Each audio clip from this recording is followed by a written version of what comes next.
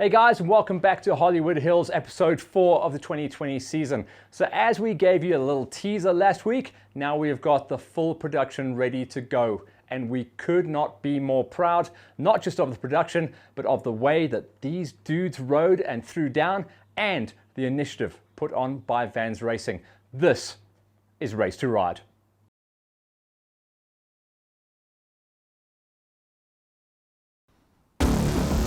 For the first time ever, Vans Racing rolls out the Race to Ride initiative, checking out the history of the riders, bringing it down from a 30 count to 5 hopeful riders, all going up against each other, and you have never seen dudes this nervous in your life. Tyron, 30 became 5, and now there are 5 super nervous dudes in this pit. How are you feeling? I won't lie, I'm pretty nervous, but I'm confident. I've put some work in. I did some technical stuff over the last week, not my speciality, but I feel like I'm more prepared than I've ever been to ride that kind of stuff. Brother, when your name got announced as one of the top 5, what did that mean to you coming into this event? Mate, I was very excited. A bit nervous, but we're going to try our best today and just see what we can do. One of the big deals was a couple of guys were doing a little bit of stalking on Facebook, checking out the competition. How are you feeling about the rest of these guys? I mean, there's only 4 guys you've got to beat. Everyone here is fast, and everyone here is here for a reason. Everyone here can ride, so it's going to be tight, and may the best man win.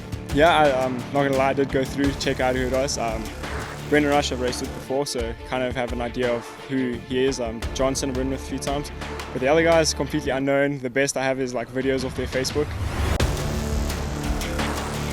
I've seen you on the terrain. We always call you a pinner, but I didn't know what you're going to be like on the tech. What's the story there? Tech, we've been doing a bit of practicing, not much, but it's going to be a bit tough, but we'll see what we can do today. Yeah, luckily this is mainly where I practice, so I know the area quite well, and hopefully I can use it to my full potential.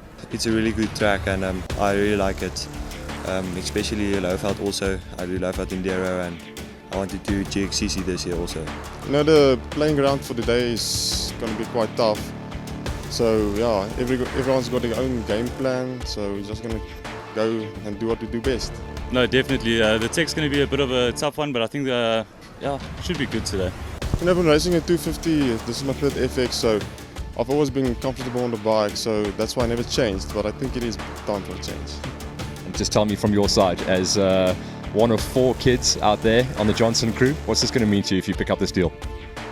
Everything, because we just came to terms with not racing this year because racing's getting very expensive to us, so hopefully we can get it.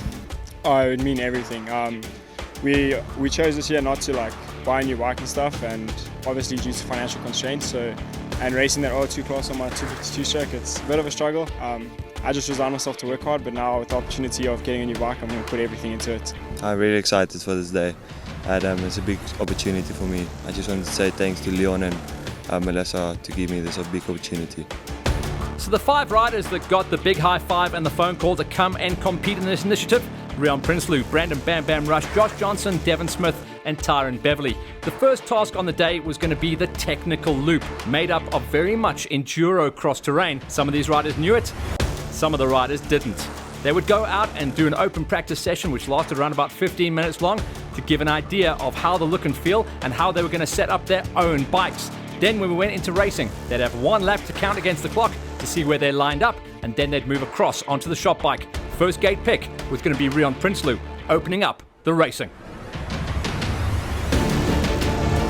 Rion's a rider that's been out in the Farm Jam area for many years, and he knows his bike and machine very well. Actually, he's been on the 250 Yamaha for almost 10 years. He has competed in the Farm Jams as well as the FJX, so there's a couple of bits of the terrain that he'll know very well. He was the rider that put down the marker, and it was looking like it was going to have to be a sub 2 minutes to go out and win this one. Everyone was super nervous, and this was the first time to shake off those early morning nerves. Bam Bam Rush, who had been left with only 1 bike to compete in, so he had no choice but to roll out on his big Husqvarna 450 motocross bike. He did throw some factory suspension at it to try and figure things out, but known as a pinner, a motocross racer and a flat-out off-road racing superstar, the 2 early loops were going to be the biggest challenges to Bam Bam.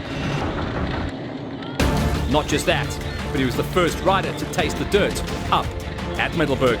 Even though he went down, he still tagged a flat 2-minute lap time. One of the pre-race event favorites was Josh Johnson, and even though the Johnson Racing family had decided with heavy hearts to not go racing in the 2020 season, this was one last chance to see if he could get on the gate once again. The terrain looked like it was going to suit Johnson and his Yamaha 125, and he was definitely a rider that threw down one of the early benchmarks. Third rider out the gate, but he would go on to set the provisional pole-setting time. Johnson, of all the riders though, in the pre-race interviews, looked the most nervous. Hopefully his day would get him nice and loose. On social media and in the build-up to the event though, one rider was starting to stand out, and that was Devon Smith. Normally on a smaller machine, decided to roll out this time on a 300 smoker, and the tall rider that has shown amazing form at the Farm Jam events definitely threw down the big numbers. It looked like it was going to be a two-horse fight in the early running between Johnson and the super aggressive Smith, who threw down an absolute stormer to put down the big times. He was definitely large and in charge and looked on point on his machine as he went to the top of the charts. One man was left standing then out of our 5-rider gate, and that was Tyron Beverley, known as a motocross crossover and just starting to dip a toe into the world of off-road, and he definitely battled more than anyone else on the technical terrain. Short in leg but big in spirit, but that wasn't the only problem. He got jammed up in the mud on his first racing run against the clock, so that was going to be a throwaway for him. Luckily, the format did dictate that the riders were allowed to go out twice on their own race machinery, so he had to shake it all off, go out once again, but he knew he couldn't make any more mistakes on the day if he was going to be a player come the end. The second part of the task was the changeover between normal race bikes, their own rider bikes, and onto the shop bike. This was Leon's own personal bike, a Vans Racing Husqvarna 250. Riders were allowed to adjust the levers, but that was all. They went out and did their practice sessions, and then they went and threw down a race time.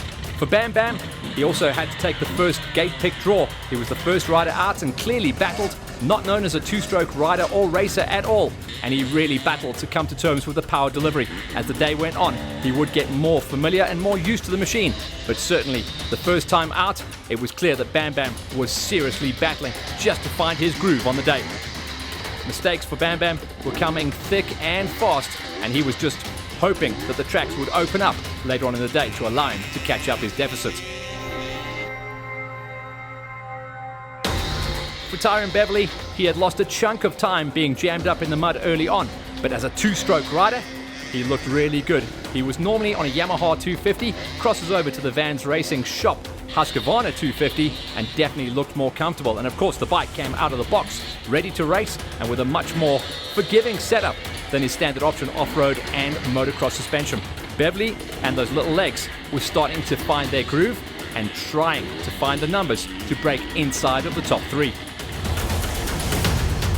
Johnson was next up on the shop bike, and he times 2 his power delivery, stepping off the Yamaha 125 onto the Vans Racing Husqvarna 250 two-stroke. So a little bit of extra on the right hand, and you could see he was really battling just to tame the beast in the early stages. He had thrown down the second fastest run time on his own race machine, so was trying to stay in the shout and stay on the back wheel of Devon Smith. These two riders, Devon Smith and Johnson, in the early running of the day, were looking like the kids to beat. Johnson lives just down the road in Middelburg. He'd have put in a ton of training on the terrain, and it was showing. He was looking very comfortable and staying inside of the top 2. For Rian Prinsloo, a rider who does know the terrain but does not know two-stroke. Very much the same build and the same mold as Bam Bam Rush, 4-stroke, through and through. So just trying to find where the power comes in on the smoker was the first task. The second task was trying to get the most out of the machine and himself on the laps. Very tentative in the early running of the lap though, and Prinsloo was certainly a less attacking rider than the young whippersnappers. Himself though, putting his hand up and admitting he was the old dude on this gate. Next up was going to be one of the young whips and the man that had thrown down the hot lap on his own machine. Remember, Dev Smith rocks his own privateer entry on a Husqvarna 300 smoker, and he switched over to the Shop 250. Suspension was definitely different as he almost went up and over, landing in the mud bog, but he was the one rider that went dangerously close to his own fastest lap time on his own machine when it came time to tag the line. And his style was just showing that he was super comfortable in making the change between his own and the shop bike. Perfect score so far then for Smith ahead of Johnson, Beverly, Bam Bam and Prinsloo. Next up was judges and cameras for the media test. But to be the very best at the Race to Ride initiative, it wasn't just about the race results. You had to score well with media. They were scored on appearance, professionalism and delivery. And at the end, the judges scored out of 5 for each, and it did change the scoring.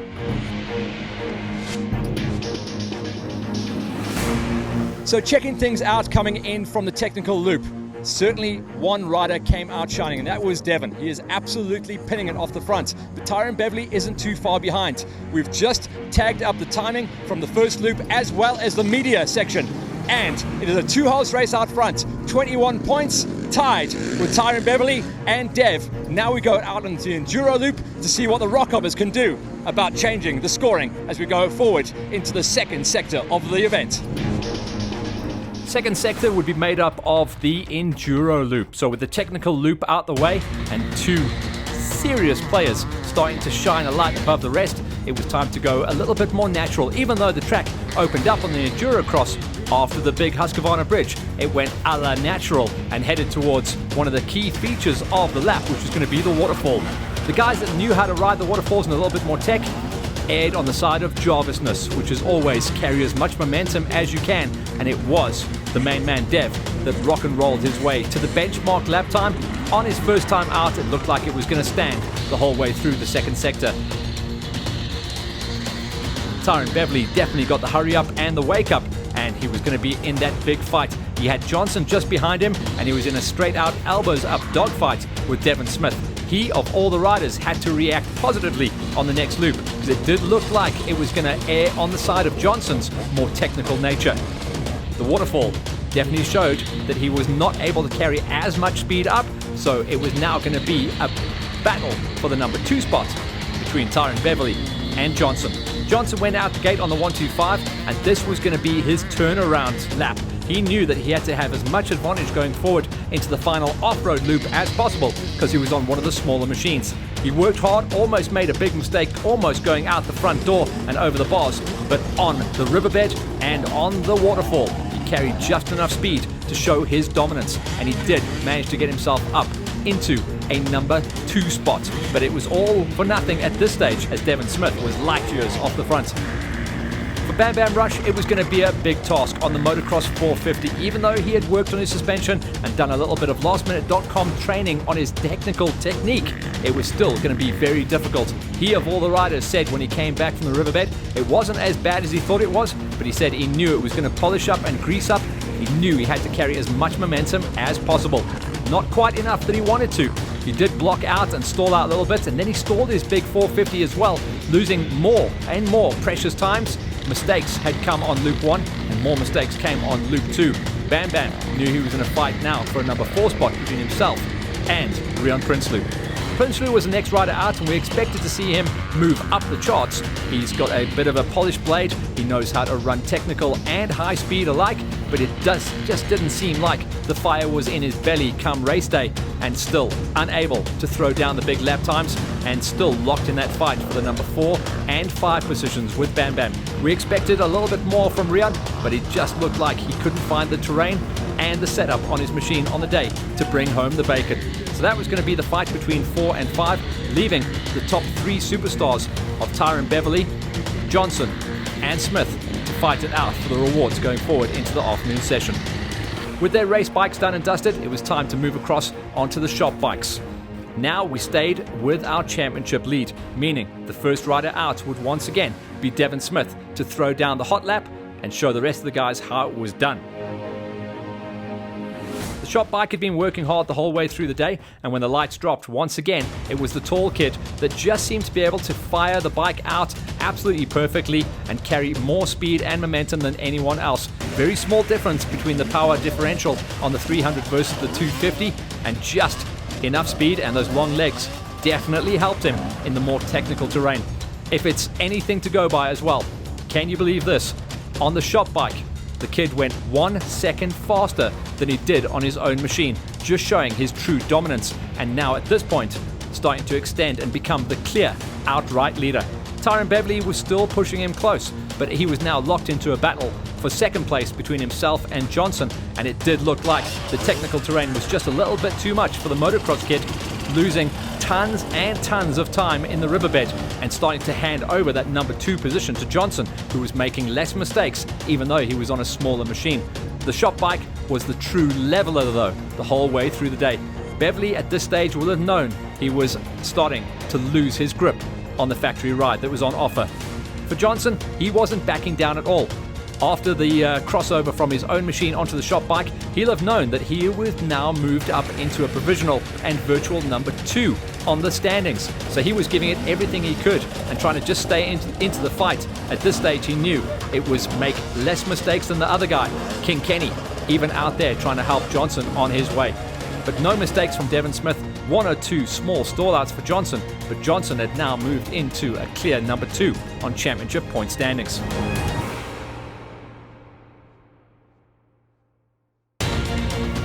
The fight now a little bit further down the points was all about Bam Bam Rush, who had started to look very tasty on the shop Husqvarna 250 Smoker. Obviously, his whole career has been on the 4-stroke, so a very difficult move and still hard to find the power and the traction and where the sweet spot was on the machine. Even though he lost a little bit of time in the riverbeds, his speed on the flatland sections was good enough to keep him in the hunt, and it just looked like he had the beating of Rian Prinsloo on the day as he looked to take a stranglehold on the number 4 point standings. Rian Prinsloo had found it hard all day long to get his groove going, and even from lap number 1 of the morning session, just didn't look like the same racing guy that we'd come to know and love throughout the years of racing farm jams and all the rest of the series that he swung a leg on over the country. This was supposed to be the track and the loop on the day that would find him the extra time to be able to become a player once again, but as with Bam Bam, it just looked like the guys a little bit further down the order were suffering with some of the worser conditions on the day. A little bit of light rain had started to come down, and the riverbed was offering 0 grip. All right, so the rain has started to come down just after the halfway marker of the day, but the big story is Devin Smith is a man on fire at the moment. Going into the wheel change and the final off-road loop, he's got a 4-point advantage over Josh Johnson. Johnson has now moved up into the 2 spot ahead of Tyron Beverly, and now we go into the final 2 tasks. It's going to be a timed wheel change. Straight after that, we go into the final loop. 1 lap on their race bike, 1 lap on the shop bike, and then we decide who's the champion. There's still 15 points to grab, and nothing is decided yet. The top 3 riders are still in with a shout of this one. This is not over yet. So riding tasks, media tasks, and just to make sure we're not giving any princesses a factory ride here, they've got to learn how to spin their own spanners. Sammy from Vans Racing showed us how it was done, and we reckon that he could go super fast. He was looking for a sub 1 minute to make the win, and this kid has definitely been polishing his blade. Dev set the benchmark on a 1 minute flat. Then it was up to Johnson, who had now moved into the 2 spot, to get it right, and unfortunately for Johnson, it went wrong. He got jammed up and lost a ton of time, but still recorded his time. It would give him 1 point on the plate. Tyron Beverly had now moved himself up, and he had a very good time as well. They would position him in 3rd place. Bam Bam was lightning on the spanners as well. He threw down a 106 to put himself right up there. That was a provisional number 2 spot until Rian Prinsloo stepped up. There is something that counts for experience and age, and this guy absolutely nailed it. He took 2 seconds out of Bam Bam to move into a 2 spot. That's the highest finish that Prinsloo had on the day. Now we got ourselves ready to look at the scores going into the final round. Devin was on the top of the charts on 36, Josh now on 28, but only 1 second between himself and Ty. 28 versus 27 with Bam Bam on 24 and 19 points for Rian. Roll on to the big loop, and a lot of the riders had desperately been waiting for this one to come down the pipe. They'd done all of the hard work, and there were now a desperate 10 points remaining for each of the riders to get the job done. The big off-road loop was definitely going to play into the hands of the more experienced off-road racers and definitely the guys with the bigger ponies. Johnson was on the 125. He was down in 2nd place, but mathematically still in with a shout of going after the dominance of Devin Smith. But he only had a 1-point buffer back to Tyron Beverly. Beverly had been building momentum through the afternoon session and definitely looked like he'd be able to throw down some numbers. Of all the tracks, this was going to be a Tyron Beverly track as well. He unfortunately had blown up his 2-stroker machine, so he was on unfamiliar machinery. Yes, it's his bike, but he had had no prep time on the machine. So it was swing it, start it up, light it up, and go racing straight away. And Beverly did not disappoint. He started to throw down some big lap times. Bam Bam, who was expecting to throw down big numbers on his 450, was starting to feel a little bit of fitness and fatigue coming in the early part of the season. One of the older riders, himself and Rian Prinsloo, just unable to keep up with the young whippersnappers that were dominating the 1s, 2s and 3s. Prinsloo at this stage knew that he'd been beaten. He wasn't going to be walking away with a big prize, but he did want to throw down a good lap and beat out his rival on the event, which was Bam Bam. Currently, Rian Prinsloo was out there on a rank number 5. Out there on the course, it was clear that Devon Smith wasn't holding anything back. A true racer, didn't count his chickens before they hatched, knew he wanted to take every single win. And up to this point, he had won every event, the tire change, every single lap. But look at Johnson. Johnson on the 125 was not holding anything back. Even though he was the smallest bike in the gate, he was the fastest rider through the lower lands, the wetlands and the water splash, and just airing on the side of pin it, hold it wide, and hope she holds together. Beverly was solid and consistent. Unfortunately, it looked like Bam Bam was starting to hold something back a little bit and play the cautious game and try and save himself and his machine. The first time tagged in, though, was going to be once again the time to beat. Devon Smith was absolutely lit. It was an incredible time for Johnson, but on horsepower, he was beaten out by the 254 stroke of Tyron Beverly, leaving the scraps to be picked up by Bam Bam, who did walk away with number 4, and then the 5th ride coming in for Rian Prinsloo, who just looked like he'd lost a little bit of energy throughout the day.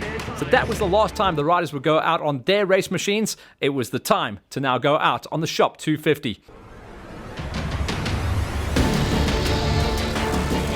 And the man that had gelled well with the bike the whole way through the day was the man that at this point could not be beaten. He had near on the perfect score, and everyone knew they were watching the champion as he rolled out into the distance. Always on his 300, his own private bike, but gelling so well, better than all the other riders on the 250 Shop Racing Husqvarna 2-stroke. The rest of the riders knew that was going to be the rider to watch, and potentially the rider who was going to walk away with the cheese come the end of the day. A little bit soft on the suspension setup than the rest of the riders had their bike set, but it didn't seem to hold anything back. And when you look at the times versus his bike and the Shop bike, there was only ever 1, maybe 1.5 seconds in it. Dev knew he had this one in the bag, and everyone else knew they were racing for the lowest steps of the podium. For Johnson, he was in trouble now. He had lost 1 position to Tyron Beverly after the racing laps on their own race machines, and now this was going to be the leveler. He would have to put Beverly at least 2 positions down to be able to move back into the number 2 spot on the overall rankings. It was very impressive to see how a very young rider like Josh Johnson held it together. He was mortified after having his big problems on the tire change, but even if he had won the tire change, unfortunately, there had been a faster rider on the day. He held his head high though and nailed down a number 3 in the overalls.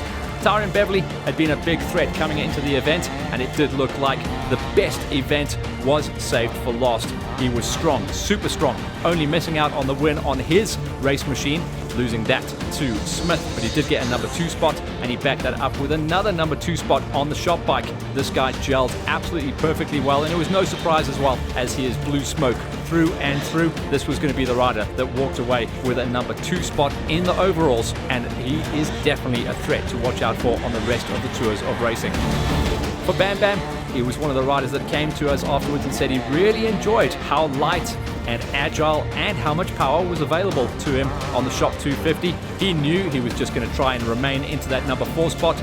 All of the factory ride, unfortunately, was going to go to one of the younger riders, but there's still plenty of life and racing left in Bam Bam Rush. Maybe a little bit too cautious in some of the higher speed sections, but still brought it home. Had a great day of riding out at dirt tracks, the Vans Racing Division compound, and he was going to be able to go out and hold his head high and say at the inaugural running of the event, he walked away with a number 4 ranking overall after trimming the fat from 30 riders to 5. He was number 4 come the end of his racing day. For Prinsloo, his best result on the event was the tyre change, where he ran a very solid and respectable 2nd place, only losing the win there actually by 4 seconds. On the riding though, he definitely held something back on the day. and he did say that he hadn't actually swung a leg for a couple of months and rested hard over the off-season. He's getting himself ready to decide which tours he's going to be racing going forward into the 2020 race season, and he's going to be the rider that will walk away with a number 5 ranking out of the inaugural running of the Race to Ride initiative.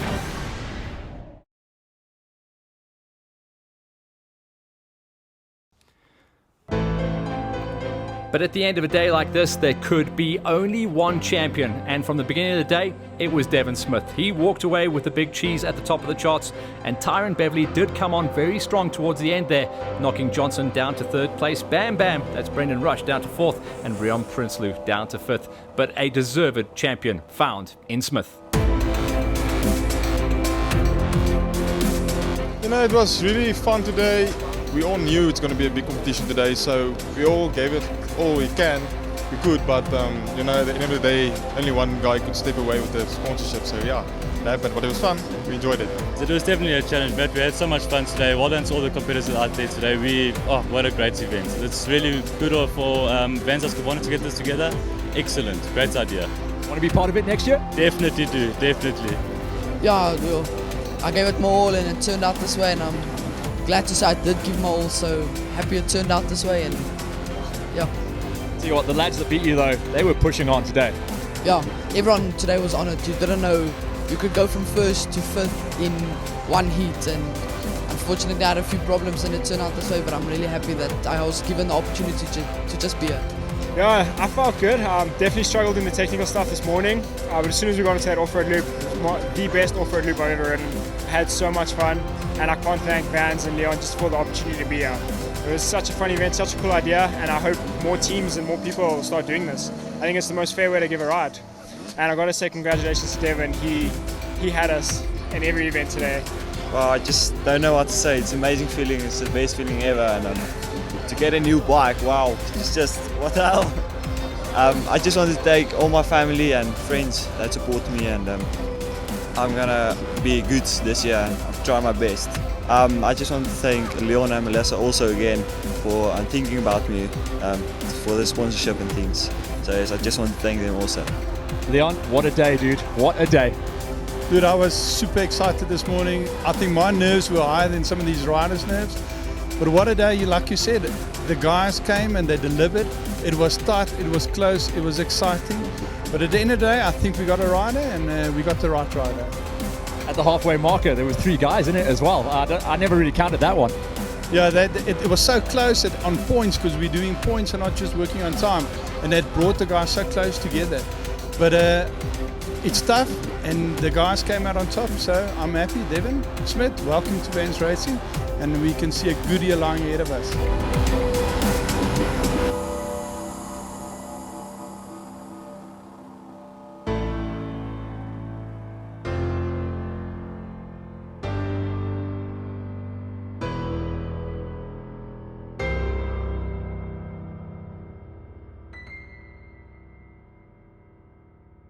Yeah, it was a hell of a day, and really, I do stand behind my words. I really feel that this is an incredible format that the guys have found here, and they have found their star of the future. Cannot wait to see what Dev Smith can do when he lines up on all the gates. We're going to find out what bike he's going to be on, and as soon as he's all kitted up and ready to rock and roll, we'll be able to feed you back some new images, tell you what bike he selected, because obviously he had the whole of the store to select. Hopefully he didn't pick a 50. I think he's going to be lining up on a smoker. He seemed to really dance well on that bike, but we'll show you some shots as we go forward. Right, so that wraps things up for a very cool Hollywood Hills and a nice production coming in for the LiveX crew. They did a banger job on this one. Next week, we're going to show you not one, but 2 team introductions. We're going to open up on episode number 5 with Rubine Racing, followed by the CIT Husqvarna squad. So stay tuned for that. And then episode 6, we start thinking about and talking about the big stuff, the opening round of GXCC 2020.